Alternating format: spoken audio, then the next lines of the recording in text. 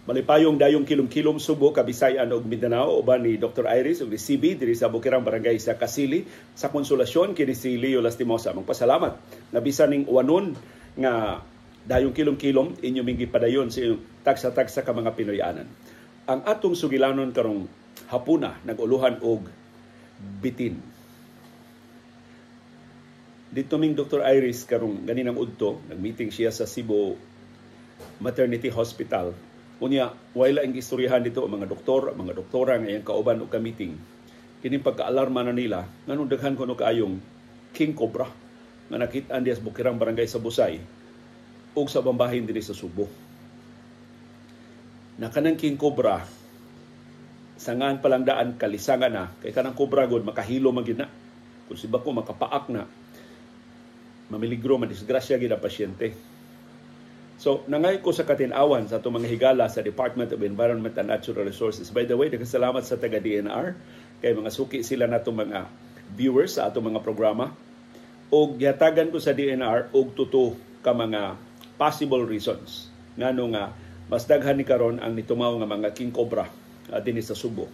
Umo ni atong take off sa atong sugilanon sa mga bitin nga atong na sinati sa atong kinabuhi. Way labot na mga bitin nga maging buko-buko na to. Kining atong isgutan ang mga bitin gyud tinuod. Una ko nung rason nganong nidaghan ang king cobra dinhi sa ato sa Subo kay mao ni karon ang mating season. Mo ning higayon nga musanay. Higayon sa pagsanay o pag-upahay sa mga bitin o sa mga cobra. So ang mating season ay kuno sa mga cobra, Enero hangtod Abril. Sa ato ba, makapaabot pa ta sa mosunod nga 4 ka buwan sa padayon nga pag mas daghan nga mga kaso makita ng mga king cobra, guba mga cobra. Kay mating season ni nila. Kining unang 4 ka buwan kada tuig. Ikaduhang rason, ang encroachment sa ilang habitat sa ilang Pinoyanan. Ang ilang Pinoyanan mao nang kalasangan, mao nang kasagbutan, mao nang kakahuyan ay bahaw man ta karon tungod sa kanihit natong housing sa kadaghan na sa atong mga mulupyo.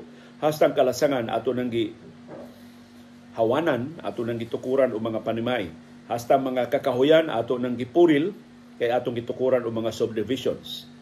So mao ni ang nahitabo nga dili ni sa mga bitin kitang katawhan tungod sa kanihit na sa atong mga Pinoyanan ni paduol sa ilang nahimutangan. Walang mo paduol ato bagyong giilugan sa ilang mga Pinoyanan.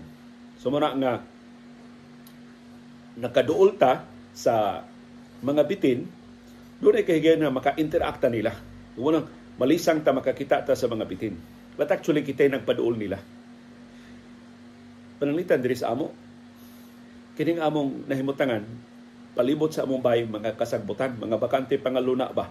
Napay gagmay mga punuan sa kahoy, daghang kaing sagbot nga kun dili maato og mower perting labunga.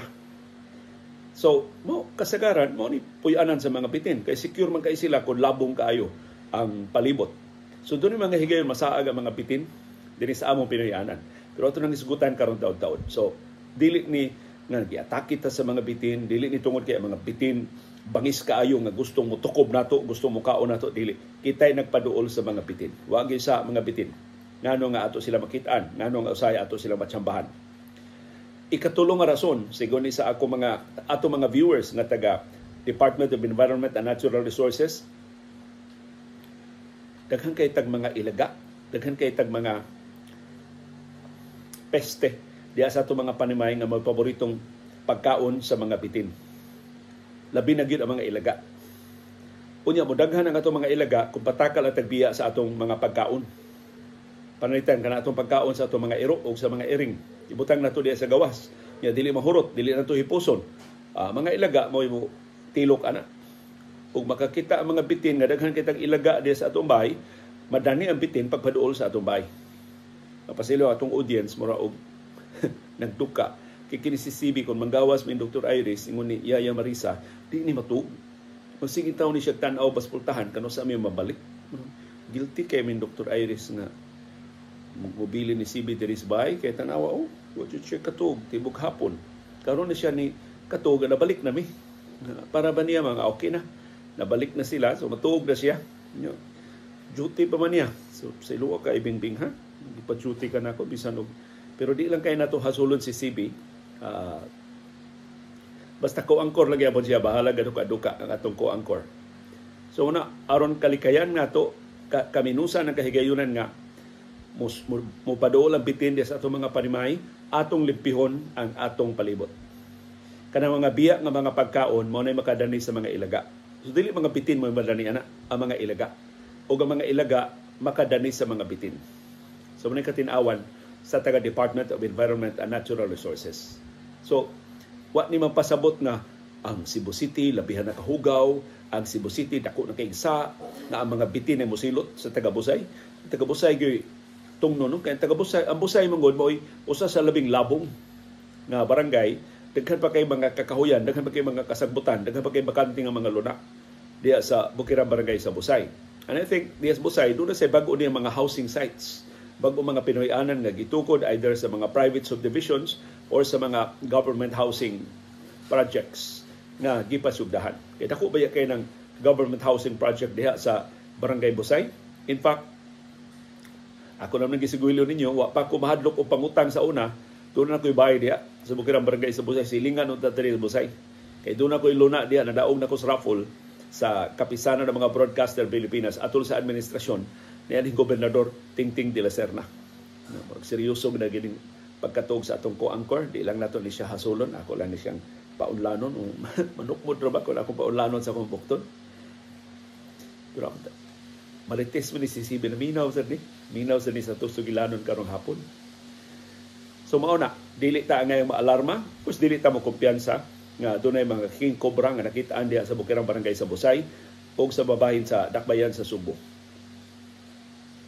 Ang sunod nga pangutana, unsa may sumpa, unsa may tambal, kung si bako mapaakan tag king cobra o mapaakan ta og cobra. Sigon sa atong mga viewers, daghan kay kung nakatunan sa atong mga viewers na taga Department of Environment and Natural Resources, kay sila man akong gitawgan tungod ining daghan kaayo mga pangutana mahitungod sa mga king cobra nga nakitaan diha sa Bukirang Barangay sa Busay. Matud nila sa ilang ihap dinis ato, doon na tayo dulan gatos mga 60 ka mga klase sa bitin sa tibok Pilipinas na. Out of 60 ka mga variety sa bitin sa tibok Pilipinas, ang giisip nila nga makamatay, ito makahilo ang paak, mga pito ka bitin. Of course, nang una sa listahan ang cobra. Pero matud nila sa mga pasyente nga napaakan og bitin nga na-admit sa ato mga ospital dinhi sa Subo sa babahin sa Pilipinas, 90% way koy daw. Kana rang 10%. So tuba usa sa kada napo nga mapaakan og bitin mao mamiligro nga mamatay kay tungod sa makahilo nga paak no kanang venom sa mga bitin na inigpaak nila. Dunay sumpa ana, bigo na sumpa, murag dunay tambal ana. Kanang gitaw nila anti-venom. Pero kanang anti-venom, mura na siya bakuna. Dili gud bakuna, pero epektibo na siya aron dili ta mamatay bisan pag mapaakan ta si bako og kobra. Pero kanang anti-venom, labihan kalisod ana sa paghimo. Unang limitado kayo ang iyang supply. Unya ang Food and Drug Administration wa gani muhatag og lisensya sa mga anti-venom tungod sa kakuti sa preparasyon ana ug tungod sa kakuti sa administration sa pag-administer ana ngadto sa pasyente. Dili na mahimong imo lang paliton sa butika ug ikaw lang mo inject sa imong kaugalingon kay kasagaran sa anti-venom i-inject man. So kasagaran sa anti-venom dinhi sa ato sa Pilipinas dagikan sa Research Institute for Tropical Medicine RITM. Katusang naghimo sa atong pasiunang mga panagang batok sa COVID-19. So ganing RITM usa ni sa mga research centers sa atong gobyerno na mapuslanon kaayo. So sila sa tinubdan ining kasagaran sa mga anti-venom dinhi sa ato sa Subo o sa bambahin sa Pilipinas. Kahinumdum ko diyang buhi pa si anhing Cebu City Councilor Jack Hacosalem. Igagaw man to ni Iris si Councilor Jack. Doon ay usa ka trabahante sa Cebu City Zoo nga napaakan og kobra sa I think binuhi to nila nga cobra diya sa Cebu City Zoo, napaakan. Unya, grabe ang pasyente, so nakinahanglan og anti-venom. Atong higayuna, pila na to ka dekada ang nilabay, buhi pa si Captain Bahinting. Kadto bitong piloto nga dunay pribadong mga eroplano dinhi Subo, nga matinabangon man ito siya, namatay siya uban ni anhing DILG Secretary J.C. Robredo. Bigo man silang Robredo, ni siya ni Tanyag, ni Robredo nga ihatod tika sa akong private plane, kay dunay murag graduation in town sa usos mga anak ni J.C. Robredo dito sa Bicol, ya doon siya tuyo din ni Subo. So kung mag-commercial plane pa siya, di na siya kaabot sa graduation siyang anak. Mo to si Captain Bahinting, mo ini-offer na muhatod niya dito sa Bicol, siya sa piloto. O niya na disgrasya sila, nahagsa ang ilang aeroplano des kadagatan sa Masbate. O namatay in town si anhing DILG Secretary J.C. Robredo o si Captain Bahinting. Nakatus Captain Bahinting, daghan kay itong amigo, ug matinabangon manguga ito, si Captain Bahinting. So pagkahibaw ni anhing Councilor Jack Hacosalem, na dunay trabahante sa Cebu City Zoo nga na miligro, kahuna-una din siyang Captain Bahinting. Kay murag ang wapay venom, anti-venom ni adto sa Subo. I think ang nearest na lugar na dunay anti-venom ang Camiguin. Kay kining kung anti-venom adto ni ibamutang sa mga lugar nadaghang bitin. Na kinahanglan ba ini kay kining anti-venom sad limited ang iyang shelf life. Dili ni mulungtad og tuig. Pila ra ni kabuan itaw ng shelf life sa anti-venom. So way kapuslan butangan nimo anti-venom ang lugar na dili daghang bitin sama sa Subo. Di man ta igdungo nga daghang tagbitin. Basta daghang bitin dito sa Camiguin. So I think kung ako malimot, mautoy na himutangan sa anti-venom nga nahibawaan ni Councilor Jack Hacosalem. Unang-unang Jack Hacosalem, pila na lang kauras, mamatay na ning trabahante sa Cebu City Zoo. Kung i-ship pa ang anti-venom sa akong pagkuha gikan sa Camiguin, so kahuna-huna siyang Captain Bahinting. Ikatus Councilor Jack Hacosalem, ganahan mga itong mga choppers, ganahan itong mga aeroplano. So, iyan ang amigo ang mga piloto. Yang isuway nagtawag si Captain Bahinting na iyang giipasabot, doon natay pasyente, empleyado sa Cebu City Zoo, napaakan og cobra, nagkinalag anti-venom, pero hapit na ni intaw na pasyente, na ligro na pag-ayo, tinalian na itong panginahanglan ng venom.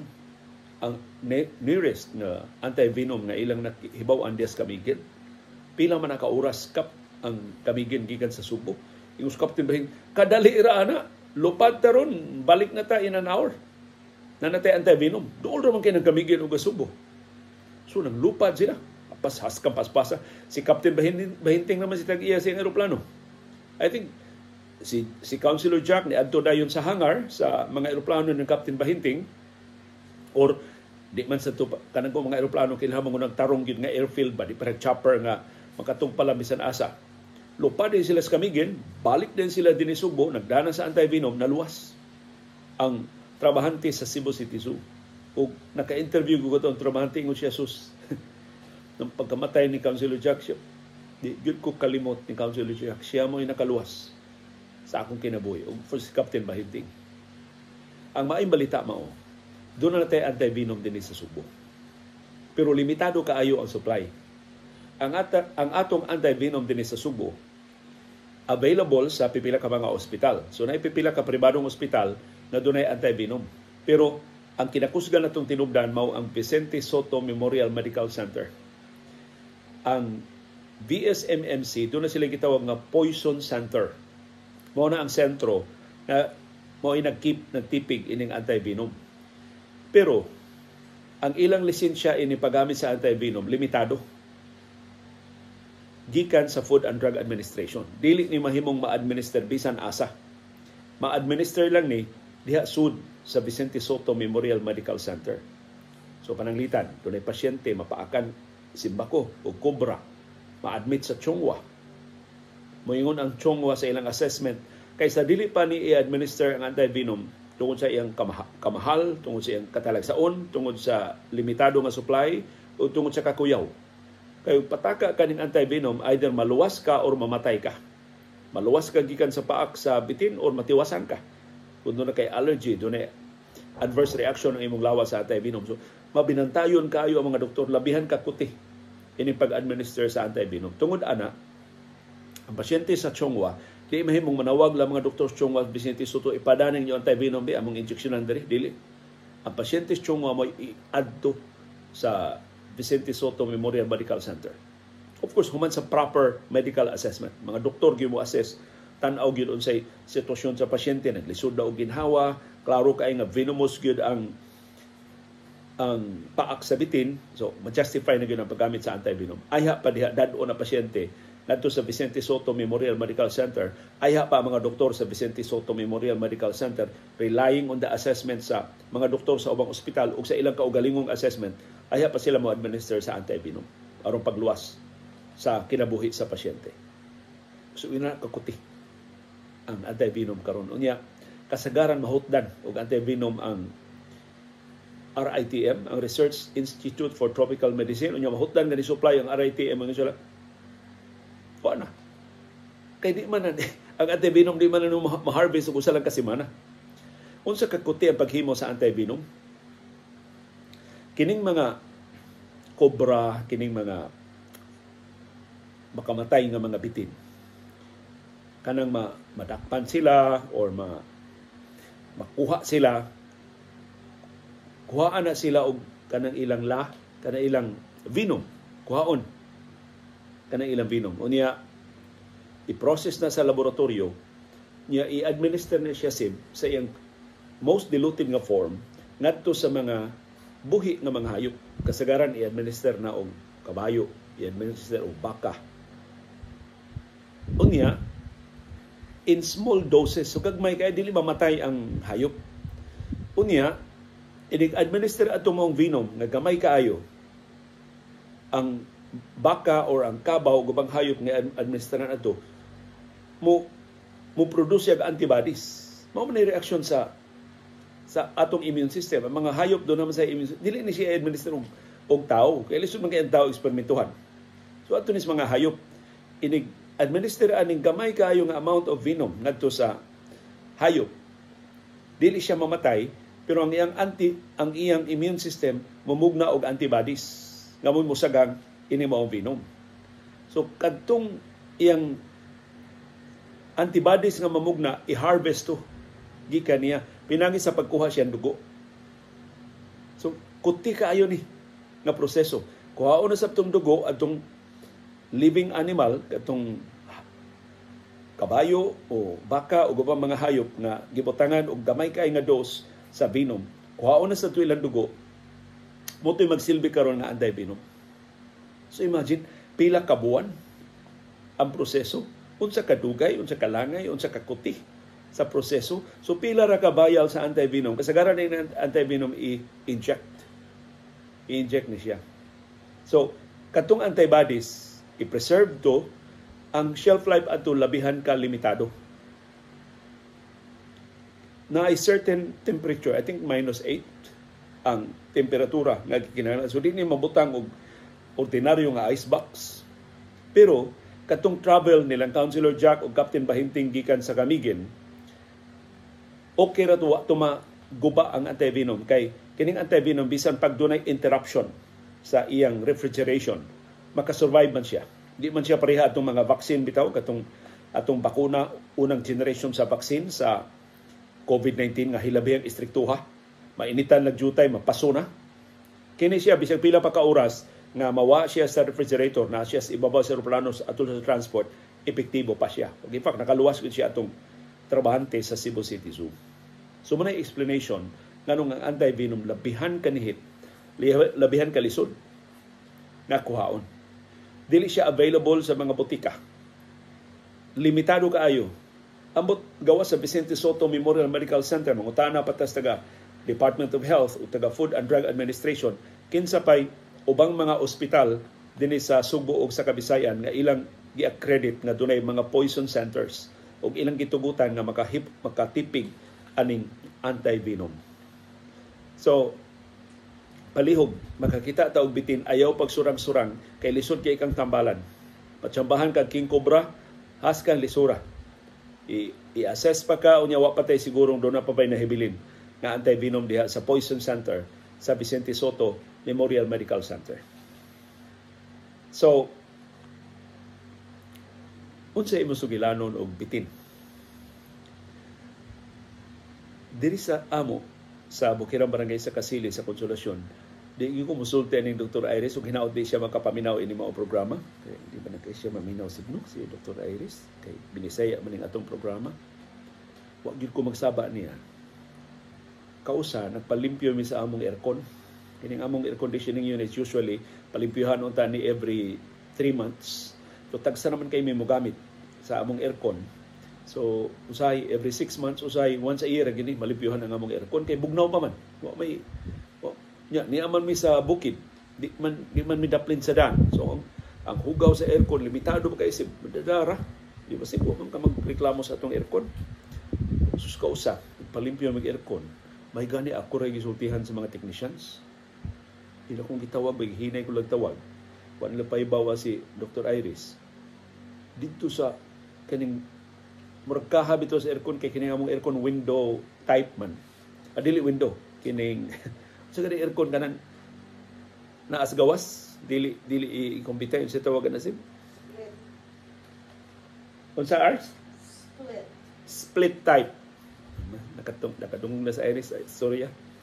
So katong kaha sa among split type nga aircon dito sa gawas. Sa gawas sa among kwarto, gawas sa among bahay.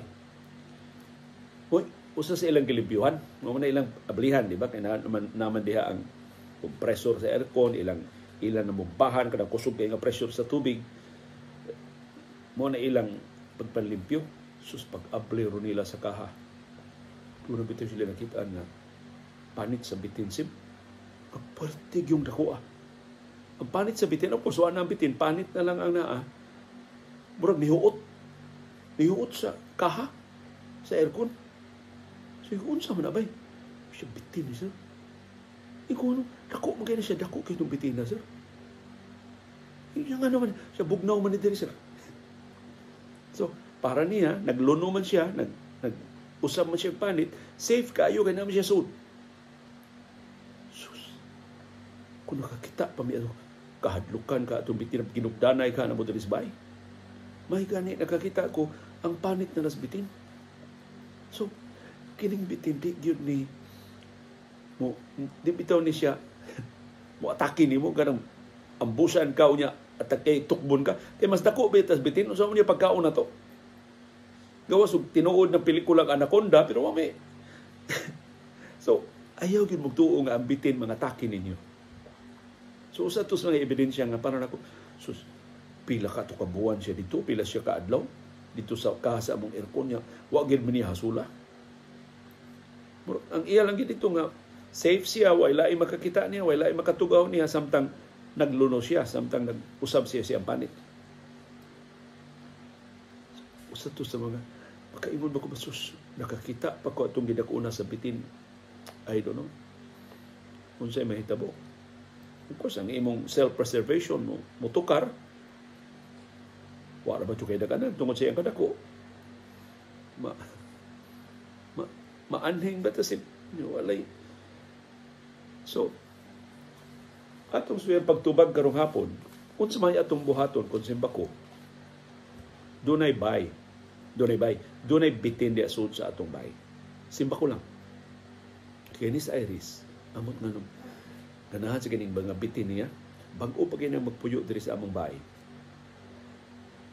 Nagtrabaho mo ko sa ABS-CBN. Si Iris rin taong usang mabilin din. Buntag, mga alas 8 buntag. Sige pa akong programa. Itawagan ko niya sa akong cellphone. Siya pa uli.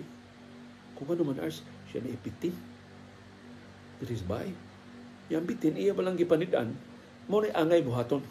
Kung doon bitin makita yung bahay, panid iya bitin. Ayaw siya duula, ayaw siya bunali, ayaw siya atakiha. Panid ilang, nga dili siya mawa sa imong mata. Nya panawag ug laing mga tao, panawag ug mga makatabang nimo, pero ayaw gyud buwagi ang bitin. Aron nga igabot sa tabang, makatudlo kahain ang bitin, either ilang mapagawas ang bitin, ilang mahipos ang bitin na dili ka maunsa. Kay kung imo pasagdan ang bitin, di ka kahibaw hasta tupadong. Yan nara di si mong tapad, nara di sa pikas na sa nga kwarto, mapulaan na mong pangita sa bitin. So mo na rason nga naaga ni bitin, ayaw gyud buwagi og tan-aw, pero ayaw sa paduol. Distansya sa bitin. Kung pareha ni Iris, pag panawag niya nako, of course, nanawag siya ko sa mga maintenance personnel diri sa amo, nanawag din ko sa mga gwardiya, patabang din ko sa mga gwardiya, mas duol man sila, nag-una na sila abot din. Pag abot na ko, gipictura na lang namo ang bitin, ilan na nakuha. Pero nila patya ang bitin. Di ko kay dako ang bitin, pero kadlukan ba? Ang bitin ganun nakasud man to sa bahay. So, ang ilang pangagpas, nakasud to sa bahay, kay ano bitong nasaag ang bitin? Nangita ba yung pagkaon ba? Yung ipagkaingon niya, doon pagkaon sud sa bahay, naablihan ba ka to among screen, munang di gyud na sana advisable kung ang imong Pinoy-anan duol og kasagbutan, isilyo gyud na ang inyong pultahan, isilyo gyud na ang inyong mga bitana. Ayaw na pasagdi nga abli inyong pultahan o mga bitana. Kasagaran na to, screen ang atong pultahan, pero tan-awa sa ubos kanang pultahan og ang sawg di ba nay kang anha diha musod ang bitin. Ora na di musod ang mga hayop. So butangin na siya og sabay tawag ana kana inyo bitong itapot nga kining mutapak atong kang sa pultahan og sa sawg. Ang uban butangan nila tualya, ang uban butangan nila og noog.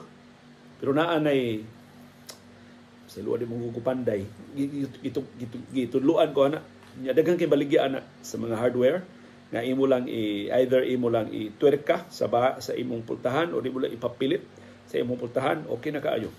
Mura bitaw guma nga ibutang nimo sa ngilit sa imong pultahan aron mo sampak yun sa imong sawg aron nga di ka masudlan diha sa imong panimay.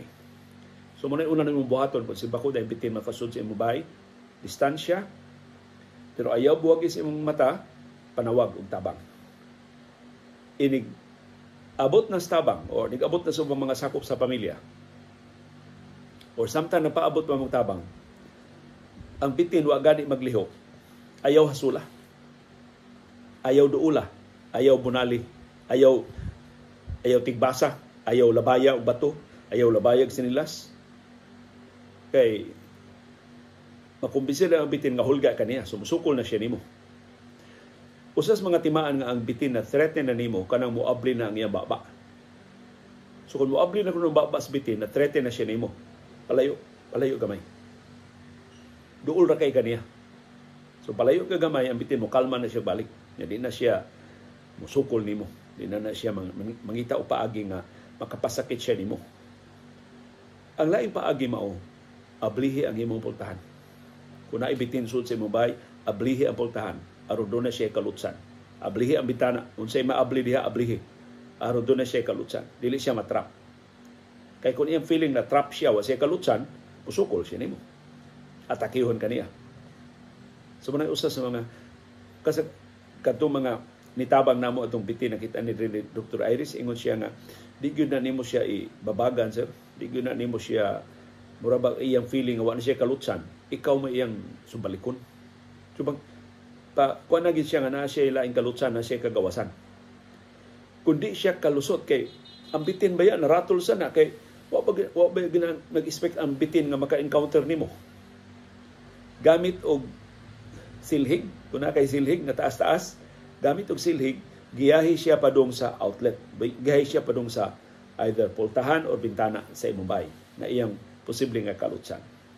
Usa na sa mga tips na imong mahimo kung nakasud sa simpako makaabot mo bitin dia sud sa inyong mga Pinoyanan. Laing tip, kung naay bitin dia sud sa inyong bahay, ya doon na kay pet sa manisibi, doon na kay gagmay mga bata, hipusa sila. Hipusa ni sisibi, hipusa ng gagmay mga bata. Kaya di man sila kamao mulihok. Ikahadlok nila bisag asa naman sila mudagan. Unya, ang bitin hinuon maalarma og samot nganong daghang kay nagkisaw-kisaw. Ya kinisibi makakita ning bitin iya man kagwaon, iya man luulon, iya man ang aw-awon, di mo samot ang bitin og karatol. Musumot ang bitin di na magkanimao siya ang lihok. So hipusa ni sila. Ibuwag ning laing kwarto, ipusa sila og laing lugar aron dili sila mamiligro sa bitin o dili maalarma ang bitin tungod nila. Doon na kay laing pets, mga iring, hipusa, ayaw ipaduol sa bitin kay nakakuyaw hinuog ang imong pet maoy, ang imong itoy, ang imong iring mao hinoy unog, mao nagtukob sa bitin. Yung bitin mangisog na hinuon pag-ayo kay iyang feeling gitabangan siya. So pakalmaha ang bitin, kalma sa ka sa imong kaugalingon. So muna ipipila sa atong mahimo sa bitin kung nasud sa atong mga Pinoyanan. Ang mas nindot yun nga di na lang siya musud. So kato, butangan na itong stopper sa atong pultahan o atong kuhaon kanang posibleng mga taguanan sa bitin sa atong nataran. Unsa may taguanan sa bitin sa atong mga nataran?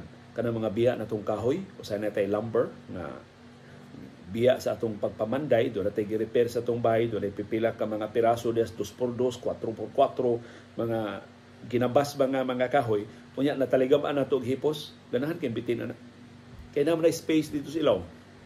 Kanang mga bitin, ganahan kaya na sila mo tago, ganahan na sila mo pailaw, kasi secure mo nilang feeling na sila sa ilaw. So, kanang mga kahoy mo, kasagaran niyang taguanan. Lain lang taguanan ka ng mga tanom. Di ba ganahan kayo tagtanom ka ng labong kaayo? Ayaw kayo palabong nga inyong tanom. Kaya mga bitin ganahan kayo mutago dito sa ilawom sa tanom. So ayaw ninyong butangi o taguanan ang bitin diya sa inyong kaugalingon na taran. Laing paboritong taguanan sa mga bitin ka ng mga tag-as nga sagbot. So nito kung kayo paminaw ng tanaw ng tag-as nga sagbot, kay green kayo nga itong palibot, pero tag-as na nga di pag-ang sagbot, putli. Palit dito gunting nga dako or habas or kung dako-dako kag yard pag panghuam dito mower sa imong silingan o pangbalik kag imong kaugalingong mower aron nga una may mga mower bitaw nga kuan kanang manumano lang exercise pa putli ng imong mga sagbot aron dili way kataguan ang mga bitin. So lain ang paagi aron nga makalikay ta sa bitin, dili matintal ang bitin, dili siya masaag ug anha sa atong mga nataran o sudyod sa atong Pinoyanan si bako. Nakaroon arita sib sa muslisod nga pangutana. Unsa itong buhaton simbako layo ra to, tabukon og 7 ka laod. Hinaut din na lang yun mahitabo nga mapaakan ta og bitin. Ang buhaton kalma. Kung ikaw mapaakan og bitin, ayaw karatol, ayaw dagan-dagan, ayaw og kisi-kisi. Kay kung magsige ka og lihok na napaakan ako og bitin, mas mupaspas ang circulation sa venom. Kung simbako, makahilo, makamatay katong paak sa bitin nimo. So di ka maglihok, kalma lang ka, malimit ang lihok sa venom sud sa imong lawas. Kung simbako dunay venom katong paak sa bitin. Ang buhaton, kung dunay mapaakan og bitin, tawag dayon og ambulansya, tawag dayon og doktor, i-transport dayon ang pasyente ngadto sa nearest clinic or health facility. Ya samtang magpaabot mo sa ambulansya, magpaabot mo og mga healthcare workers, ang pasyente siguro ang iyang paak sa bitin ubos sa iyang kasing-kasing. So ayaw ipataas ang iyang pinaakan, patan iyang bukton ang pinaakan, ipaubos ang bukton sa ubabahin siyang lawas. Labaw na sa kasing-kasing. Ipaubos sa kasing-kasing. Aron simbako makasirculate ng venom, dili mo abot dayon sa kasing-kasing. Dili siya mo bulugsong bas kasing-kasing. Unya, hunari. Hugasi. Pura magsamad ba? Kanang samad bitin, usay duhag na kabuok. Kay tungod na siya tango. Hunari na siya, ug limpyo nga tubig. Unya, sabuni. Nang ma-disinfect ba siya? Samtang magpaabot mo sa ambulansya, samtang naghuwat mo. Unya, pagkahuman, hapini og ugang nga panapton. Ya pakalmaha ang pasyente, pangitay paagi kalma ang pasyente, dili maratol ang pasyente. Kung masigkisi-kisi ang pasyente, na paspas kay itong vino mo katap siyang lawas. Igabot sa ambulansya, igabot sa mga doktor, dadon siya sa health facility, doon ay paagi ang mga doktor pag-assess, venomous baning paaka, angayan baning anti-venom, or hunaran ng nato, aron nga dili mamiligro ang pasyente. Kung nagkailangan siya anti-venom, ang mga doktor na mutawag sa Vicente Soto Memorial Medical Center. So di kinahanglan mo diretso mo Vicente Soto. Busy ra ba kay Vicente Soto? Ya, kung layo kay Vicente Soto, adto mo sa nearest hospital. Kaya mga doktor competent na silang tanan. Kabahin na silang training. Makahibaw sila pag administer of first aid aron nga dili mamiligro ang pasyente. Ya dili ka diha na maunsa ana binom. Doon na kay pipila ka, doon na kay window. So manang pero kinahanglan ka magdali. Dili ka magdugay-dugay. Di ka yung pasyente na paakan standby sa diha miliudto sa may ayaw. Sa labing dali nga panahon at the earliest opportunity kung doon na mo sakyanan, isakay sa sakyanan, dada sa ospital. Kung wa mo yung mga pero mas may ambulansya. Kaya ambulansya kung makalusot-lusot mas trapiko. Aron makaabot dayon sa nearest na health facility. Nya bahala amang itugyan sa mga doktor. Unsay mga no-nos, unsay dili angay buhaton kung si bako mapaakan ta og bitin. Ayaw bugkusi ang pinaakan, ano mo bugkusan aron dili makakatap sa umabahin sa lawas, dili na magsilbi. Musamot hinuon ang pagkatap sa binom. So ayaw bugkusi ang samad. Lahi sa ubang samad, nga imong bugkusan aron dili makaagas og dugo. Ang imong pagbugkos maka dugang hinoon sa circulation, makagana hinoon sa pagkatap sa binom. Ikaduha, ayaw supsupa ang samad. Na ikaw hinamahilo, simba ko, binamusto, ayaw supsupa ang samad. Hugasi, sabuni, unya paugha. Samtang mapaabot og competent medical personnel. Maatiman dito sa mga health facilities. So, manay pipila sa among ika-share ninyo nga mga giya kung saon na dili ta mamiligro kung si bako layo rato makaengkwentro ta or si bako mapaakan ta og mga bitin either diha sa atong Pinoy-anan or diha sa gawas sa atong paglakaw-lakaw. Paglakaw-lakaw ta for example sa atong palibot, doon nalay bitin nga mokalit og labang sadan, ayo bukda. Pasag di ang bitin. Noong na mahunsa nimo. Hindi na tinuon nga, nakit-an kag bitin, duawon kas bitin karong gabi, kinampatyon gyud nimo. Ayaw. Wa gyud bitin nga magdumot. Kung ay bitin nga magdumot, ang tawag na silingan. Kung ay magbitin nga magdumot, ang tawag na kanang mga higalang mabudhion. Dili na sila tinuod nga bitin, mga bitin is katilingban, na dili ang ngayon nga kumpiyansaan no? So ayaw atakiha, ayaw pangitaa, ayaw purila ang mga bitin. Mapuslanon ang bitin sa atong biodiversity. Ang mga bitin motabang sa pagpuo sa mga ilaga, mupuo diya sa mga hayop na dili angayan na moatake sa atong mga Pinoy-anan. Of course, ang bitin dili luwas. Kung atong ikaduol busa ikay palayo. Palayo sa bitin. Ayaw duula ang bitin nga. Gusto ka ang bitin na hinoy mudagan na mahinayag hinuon ang bitin ng tukob nimo murag gidangat. Mapaakan kas bitin unsa may mudaganan.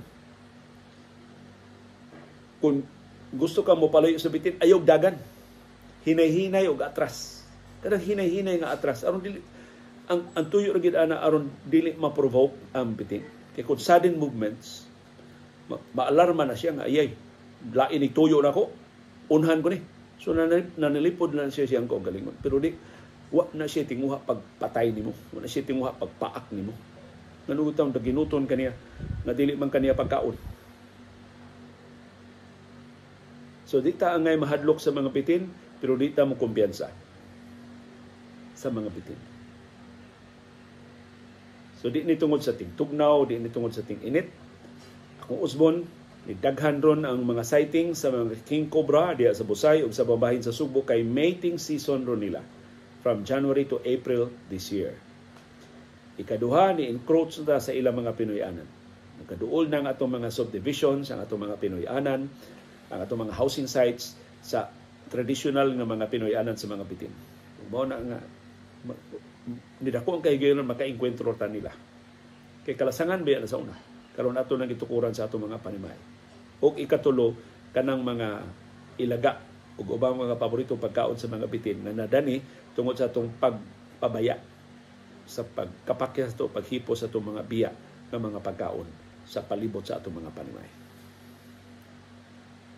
Uban ni Dr. Iris o ni CB diri sa Bukirang Barangay sa Kasili sa Konsolasyon, kini si Leo Lastimosa. Magpasalamat sa inyong pagsubay, sa inyong pagsalig o sa inyong makanunayon nga pagpaminaw. Sa atong panahon, dayong kilom-kilom. Daghang salamat CB girl. Nagagunta in taon si CB. Nawa imong dokasip sa itong istorya.